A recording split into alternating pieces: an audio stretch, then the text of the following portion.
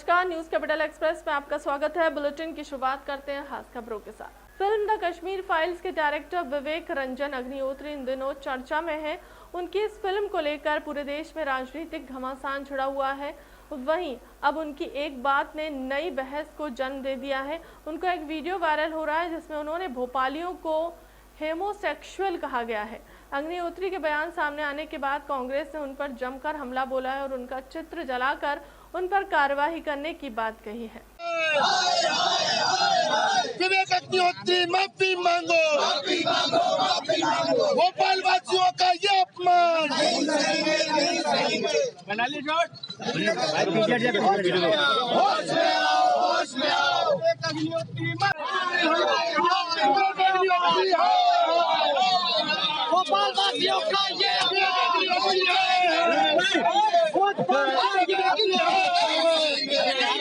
ये तिवारी, प्रदेश सचिव एनएसयूआई। आज एनएसयूआई द्वारा विवेक अग्निहोत्री का पुतला दहन करा गया, उनकी फोटो जलाई गई। जिस तरीके से उनने भोपाल वासियों के, राजा भोज के वासियों पे जिस तरीके से अभद्र टिप्पणी करी है वो बेहद निंदनीय है। हमारी मांग है कि जिस तरीके से उन्होंने भोपाल वासियों को शर्मसार करा है वो कहीं ना कहीं पिक्चरों में डायरेक्टर जो बनते हैं, हमारी उनसे मांग है कृपया देशवासियों के भावनाओं से खिलवाड़ न करें, भोपाल वासियों से खिलवाड़ न करें, उनके भावनाओं से खिलवाड़ न करें। हमारी मांग है कि विवेक अग्निहोत्री जी तत्कालीन प्रभाव से समस्त भोपाल वासियों से माफ़ी मांगे, अन्यथा एनएसयूआई और कांग्रेस परिवार उनके खिलाफ एफआईआर करवाएगा और विरोध प्रदर्शन लगातार जारी रहेगा यदि वो माफी नहीं मांगते। स्मार्ट सिटी पार्क में द कश्मीर फाइल्स के डायरेक्टर विवेक अग्निहोत्री और भोपाल में रह रहे कश्मीरी पंडितों के साथ स्मार्ट सिटी पार्क में किया पौधारोपण। कश्मीरी पंडितों के साथ सीएम शिवराज सिंह चौहान ने किया पौधारोपण। द कश्मीर फाइल्स फिल्म के डायरेक्टर विवेक अग्निहोत्री भी साथ में मौजूद भोपाल के स्मार्ट सिटी पार्क में किया पौधारोपण। वो श्यामा प्रसाद मुखर्जी के नाम पे तीसरे पौधे का नाम श्यामा रखने का माननीय मुख्यमंत्री जी ने जो बोला तो बहुत उसकी मैं अभिनंदन करता हूं। नहीं सर, तो विवेक जी का मध्य प्रदेश के बेटे हैं, पढ़े हैं। पहले वो सोच रहे थे कि वो मेरे जूनियर है, मैं उनका नहीं, लेकिन जब हमने एज का हिसाब लगाया तो मैं उनका सीनियर लेकिन विवेक जी को मैं बहुत धन्यवाद हमारे भाई और बहनों का दर्द जो दुनिया के सामने कभी आया नहीं, प्रकट नहीं हुआ। भगवान शिव और मां शारदा की पवित्र भूमि कश्मीर, जिसने दुनिया को ज्ञान का प्रकाश दिया, उसी पवित्र धरती पर हमारे निर्दोष भाई और बहनों के रक्त से भूमि लाल। अपनी जड़ें जब कोई छोड़ता है तो कितनी तकलीफ होती है, कल्पना की जा सकती है। वो विवश हुए, मजबूर हुए अपनी मातृभूमि छोड़ने के लिए, घर बार परिवार संसार जैसे उजड़ गया। अरे यार लेकिन ये मां शारदा की कृपा है। जो विवेक जी कह रहे थे, अपने ज्ञान से उन्होंने विश्व के हर कोने को आलोकित करने का काम किया, हिम्मत नहीं है। तो उनकी हिम्मत को भी प्रणाम करता हूं। लेकिन ये जो तकलीफ और दर्द थी, जो अमानवीयता हुई, उसको प्रकट किया विवेक जी ने इस फिल्म के माध्यम से। और ये साफ विवेक जी का भी कहना है, हम भी ये मानते हैं कि ये घृणा फैलाने के लिए नहीं,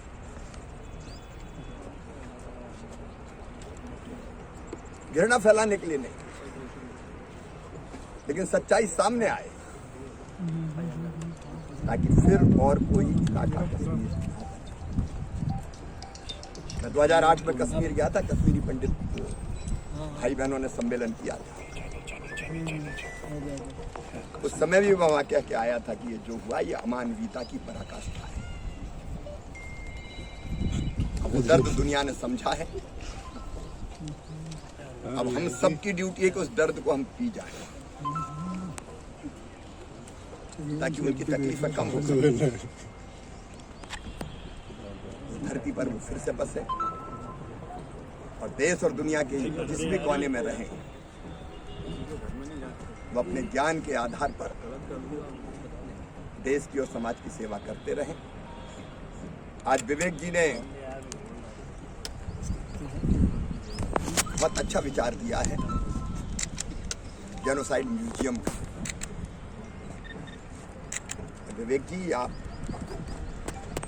जेनोसाइड म्यूजियम की योजना बनाइए। जमीन सहित राज्य सरकार हर तरह का सहयोग आपको करेगी। मैं आपकी भावनाओं का आदर करता हूँ। तो लोग जाने और जानने के बाद जो आपने बात कही, क्या मानवीयता की बात करें, निकले वहां से तो ये देखते हुए एक बेहतर इंसान बन के निकले, हिंसा और घृणा के लिए नहीं बल्कि प्रेम का नया संसार रचने के लिए। तो निश्चित तौर पर मध्य प्रदेश सरकार आपके साथ है, मैं आपके साथ हूँ, हमारे साथ है और हमारे सारे कश्मीरी भाई बहन हमारे कलेजे के टुकड़े हैं। ये मध्य प्रदेश तो अपने ऐसा राज्य के जो आता है दूध में शक्कर की तरह मिलके एक हो जाता है। तो आप ये धरती अपनी मानिए, कोई चिंता की हम बात नहीं है। नहीं, बात हमारा है और इसलिए जो आपने एक बात कही है कि कल्चरल कल्चरल सेंटर हम बिल्कुल इसको भी स्थापित करेंगे और आपके साथ सारा देश खड़ा है। मुझे शिवराज जी से मतलब है, मैं अभी यहीं देख रहा हूँ और कहीं देख नहीं रहा हूँ, मुझे कुछ दिख भी नहीं रहा है।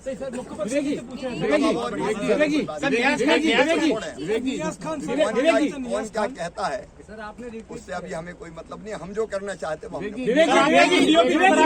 पिछले कुछ दिनों से शिवराज सरकार के नए तेवर जनता को देखने को मिल रहे हैं, जिसमें गुंडों, अपराधियों के मकान व अवैध संपत्तियों पर लगातार प्रहार जारी है। इसी कड़ी में छतरपुर जिले में शुक्रवार को 2 अपराधियों के मकान धराशायी करते हुए अन्य गुंडों व आपराधिक तत्व के लोगों को सख्त हिदायत दी गई है। अगला नाम उनका भी हो सकता है, अन्यथा अपराध से तौबा कर लें। शुक्रवार को छतरपुर जिला मुख्यालय के समीप बूढ़ा गांव में स्थित आदतन और फरार अपराधी शहजाद खान उर्फ सोनू स्टोव के लगभग 1.5 करोड़ की कीमत के फार्म हाउस को पुलिस और प्रशासन की टीम ने जमींदोज कर दिया है। तो वहीं एक अन्य कार्यवाही में आदतन अपराधी योगेश पंडित का पठापुर रोड स्थित मकान भी ढहा दिया गया।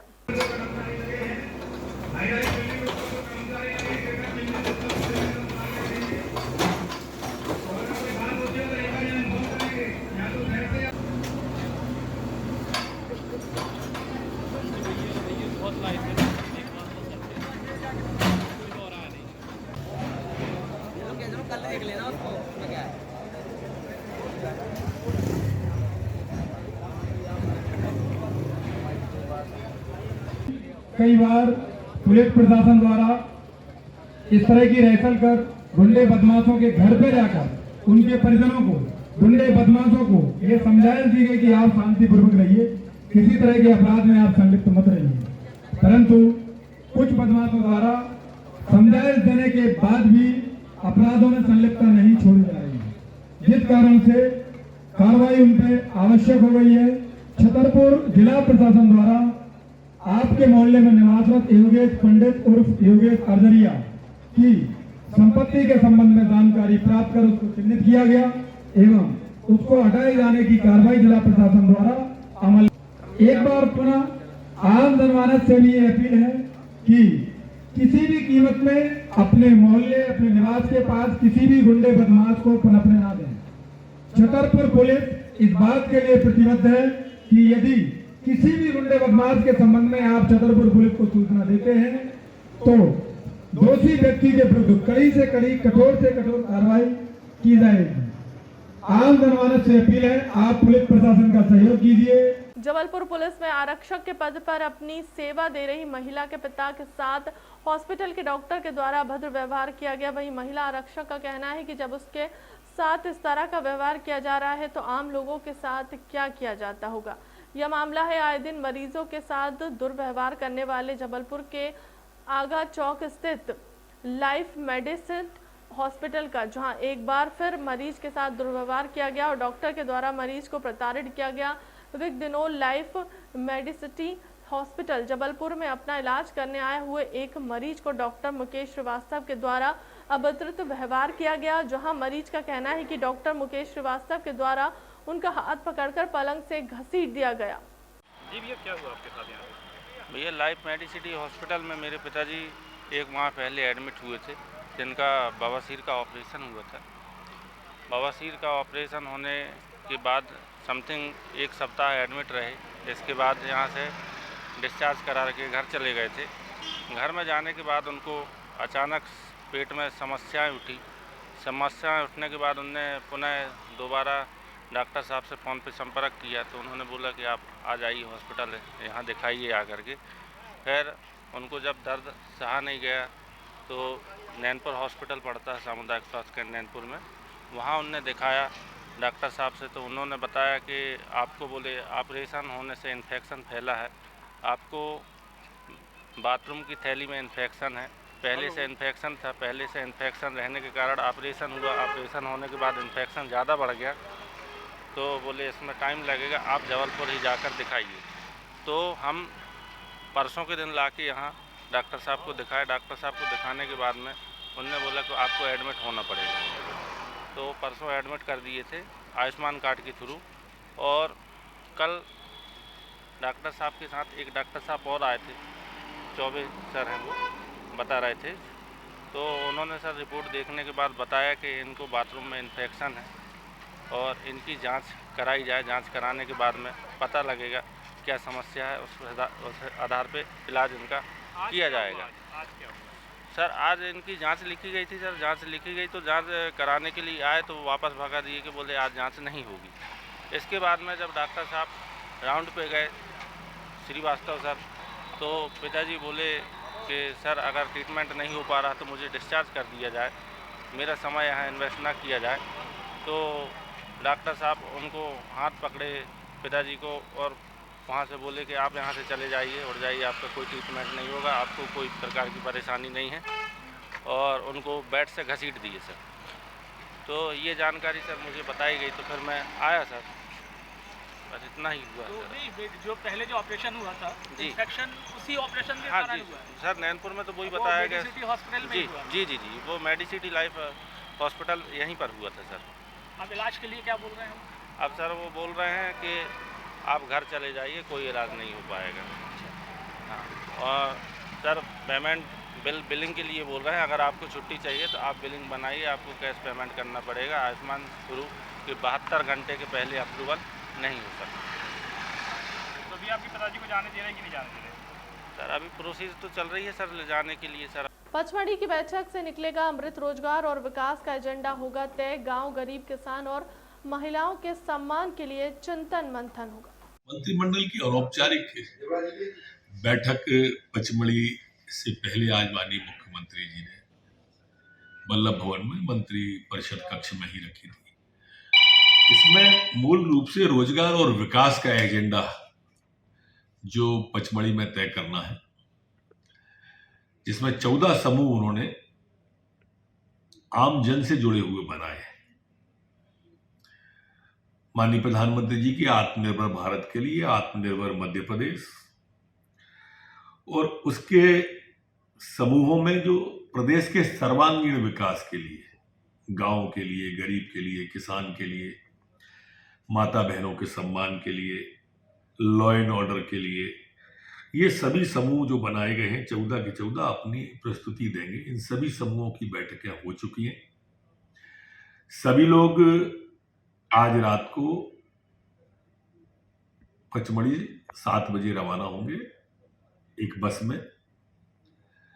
रास्ते में एक जगह खाना है, रात में ही पहुंचेंगे और सुबह कल 10 बजे से ही बैठकें प्रारंभ हो जाएंगी सभी समूहों की। और इसमें जो चिंतन होगा, मेरी मान्यता है इस चिंतन से निश्चित रूप से अमृत निकलेगा, जो जनता के लिए, गांव के लिए, गरीब के लिए, विकास के लिए। जो व्यक्ति मध्य प्रदेश की राजधानी भोपाल के लोगों को खुलेआम मजाक उड़ा रहा है, भोपाल की पहचान होमोसेक्सुअल बता रहा है, उसका प्रदेश के मुखिया साल उड़ाकर गुलदस्ता देकर सम्मान कर रहे हैं। शायद यह भी उनकी राय से सहमत होंगे। हिम्मत दिखाते हैं कि मिलने से मना करते हैं, माफी मंगवाते हैं। द कश्मीर फाइल पिक्चर के निर्देशक विवेक अग्निहोत्री आज भोपाल आए हैं और एक इंटरव्यू के अंदर उन्होंने जो भोपाल को लेके भोपाल की पहचान बताई वो बेहद आपत्तिजनक है। उन्होंने भोपाल की पहचान होमोसेक्सुअल बताई है। ऐसा कहकर उन्होंने न सिर्फ भोपाल की जनता का मजाक उड़ाया है बल्कि उन भोपाल के बाशिंदों का भी मजाक उड़ाया जिसमें भारत के राष्ट्रपति से लेकर तमाम ख्यातनाम शायर से लेकर तमाम वो प्रबुद्ध जन जो भोपाल में निवास करते हैं उनका सबका भी मजाक उड़ाया और साथ ही पूरे प्रदेश की जनता का मजाक उड़ाया। और उनका यह बयान बेहद आपत्तिजनक। उनको बताना चाहिए कि आखिर उनकी भोपाल के प्रति इतनी घटिया सोच किस आधार पर है, उस आधार को उन्होंने सार्वजनिक करना चाहिए। और बड़े शर्म की बात है कि जब वे भोपाल के बारे में इस तरह की घटिया सोच रख रहे हैं, इस तरह की टिप्पणी कर रहे हैं, उसके बाद मध्य प्रदेश के मुख्यमंत्री उनका शाल उड़कर स्वागत कर रहे हैं, गुलदस्ता देकर स्वागत कर रहे हैं। ऐसा लग रहा है शायद हो सकता है शिवराज जी भी उनकी इस बात से सहमत होंगे। कांग्रेस सवाल पूछती है कि भाजपा और आरएसएस के नेता जो बड़बोले हैं, जो रात दिन बयान देते हैं, जिनके रात दिन टीका टिप्पणियां सामने आती, वे अभी तक मौन क्यों है? वो बताएं क्या भोपाल की इस पहचान जो विवेक अग्निहोत्री ने बताई क्या वो उससे सहमत है? भाजपा को आगे अगर स्पष्ट करना चाहिए और तत्काल विवेक अग्निहोत्री को माफी मांगना चाहिए, अन्यथा कांग्रेस चुप नहीं बैठेगी, क्योंकि भोपाल और भोपालियत का मजाक कोई उड़ाए ये हम बर्दाश्त नहीं करेंगे। और यदि भोपाल के नागरिकों को कोई शर्मसार करे ये हम बर्दाश्त नहीं करेंगे। निश्चित तौर पर उनका बयान बेहद आपत्तिजनक है, उनको तत्काल माफी मांगना चाहिए और भाजपा नेता जो मौन है अभी तक उनको भी इस पे टिप्पणी देना चाहिए, प्रतिक्रिया देना चाहिए कि क्या वो उनकी इस राय से सहमत है। यदि सहमत नहीं है तो खुलेआम उन्हें विवेक अग्निहोत्री का विरोध करना चाहिए। शराबबंदी को लेकर भाजपा के राष्ट्रीय महासचिव कैलाश विजयवर्गीय ने किया पूर्व मुख्यमंत्री उमा भारती का समर्थन। पिट्टू खेल टूर्नामेंट से आगाज लिए आए हैं भोपाल में। कैलाश विजयवर्गीय शराबबंदी के सवाल पर भाजपा के राष्ट्रीय महासचिव कैलाश विजयवर्गीय ने कहा कि प्रदेश में शराबबंदी होनी चाहिए।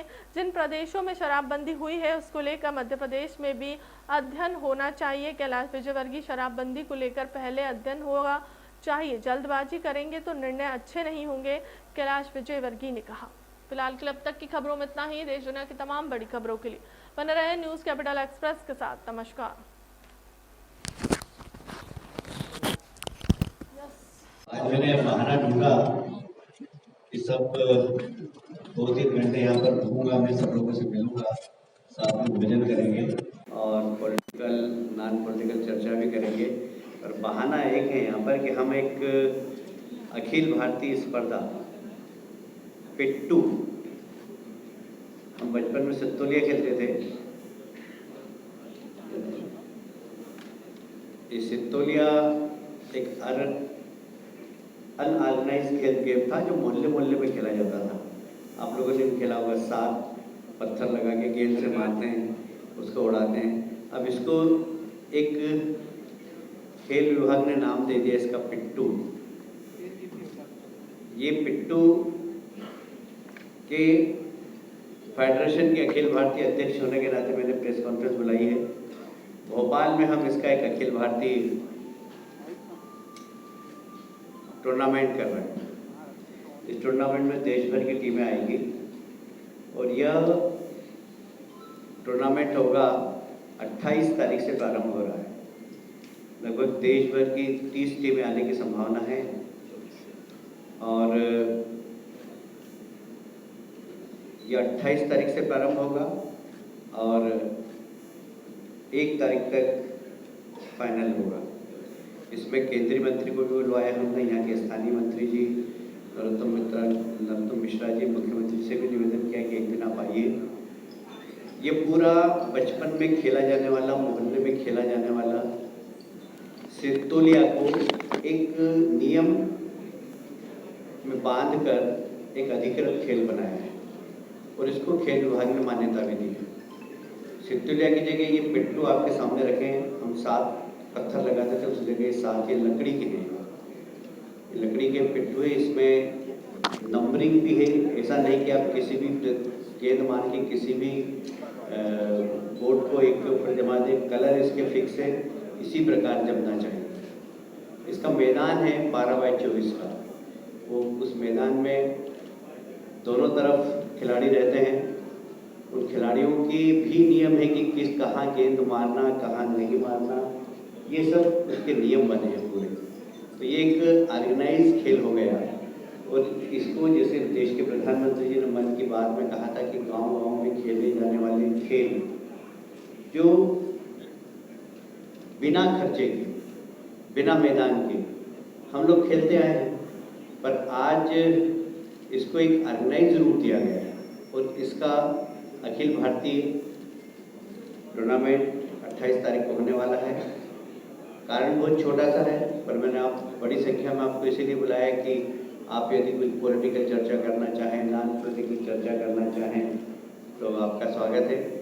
तो मैं तो सिर्फ इसी टूर्नामेंट के लिए बुलाया था। मैं परिचय करता हूँ, मंच पे बैठे हुए हमारे ध्रुव नारायण सिंह जी, जो Bhopal cricket division cricket association के अध्यक्ष हैं। हमारे साजिद भाई, जो पिट्टू एसोसिएशन भोपाल के उसके अध्यक्ष हैं। हमारे डॉक्टर साहब वाजपेयी जी, परिचय के मोहताज नहीं है, मेरे छोटे भाई जो भारतीय जनता पार्टी के प्रवक्ता हैं।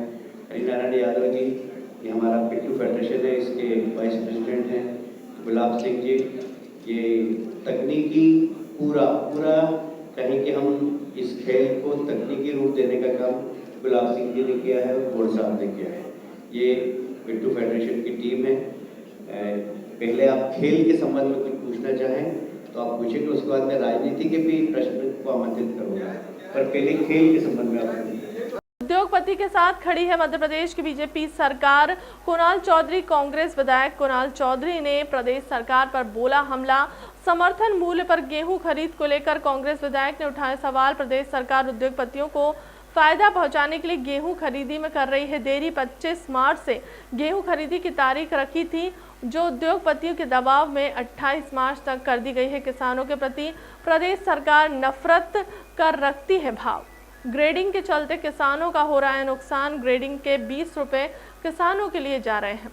पे कैसे कुठाराघात करा जाए, किसान के पेट पे ला तो छाती पे कैसे गोली मारी जाए, ये इस सरकार बीजेपी की सरकार से सीखना चाहिए।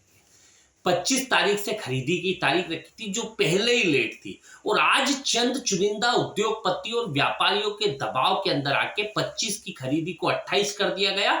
और भोपाल संभाग जो सबसे ज्यादा गेहूं उत्पादन करता है, चाहे आप सीहोर की बात कर लो, चाहे आसपास की जगहों की बात कर लो, सबसे ज्यादा अगर गेहूं को कहीं उत्पादन होता है तो सीहोर के अंदर होता है। और सीहोरी सरबत्ती को कैसे चंद चुनिंदा व्यापारियों के माध्यम से बाहर बेचा जाए औने पौने दाम के ऊपर, उसकी एक बड़ी साजिश सरकार ने रची और कहीं ना कहीं खरीदी को 4 अप्रैल से करने का काम कर दिया। स्पष्ट है किसानों के प्रति जो नफरत के भाव है, ये इसी बात से दिखते हैं कि भाषण का शासन तो मुख्यमंत्री और सब चलाते हैं, पर साथ में जब धरातल पे जाके देखो तो कहीं ना कहीं किसानों के खिलाफ जो नीतियां लेके आते हैं, कि चाहे ग्रेडिंग की एक नीति लाए हो कि आपने 20 रुपए किसान से लोगे और कहोगे कि ग्रेडिंग करने का काम किसान करेगा, और उसके 4-4, 5-5 किलो जो छोटा गेहूं दाना रह जाता है उसको खत्म कर। एक तरफ जब पूर्व मुख्यमंत्री थे तब कहते थे 2100 रुपए कुंटल मिट्टी खरीद लूंगा, आज किसान के गेहूं खरीदने में आनाकानी कर रहे हैं। स्पष्ट रूप से खरीदी आज और अभी चालू हो। किसान की फसलें कटी हुई रखी हुई है,